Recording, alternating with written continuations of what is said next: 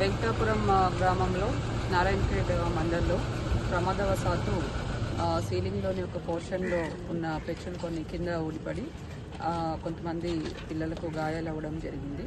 5 మంది పిల్లలకు గాయాలవ్వడం జరిగింది. వారిని ఇమీడియట్గా షిఫ్ట్ చేసి ఏరియా హాస్పిటల్ నారాయణఖేడ్లో అడ్మిట్ చేయడం జరిగింది.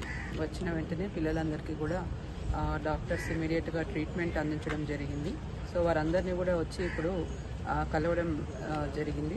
వాళ్ళ తల్లిదండ్రులతో మాట్లాడడం జరిగింది. పిల్లలకి ఎటువంటి భయం లేదు, ఇబ్బంది లేదని చెప్పడం జరిగింది. చిన్న గాయాలైనాయి అని చెప్పారు. మిగతా వాళ్ళందరినీ కూడా 5 మందిలో 3 ఇమీడియట్గా డిశ్చార్జ్ చేస్తామని చెప్పారు. ఒక 2 24 అవర్స్ అబ్జర్వేషన్ పెట్టి డిశ్చార్జ్ చేస్తామని కూడా చెప్పడం జరిగింది.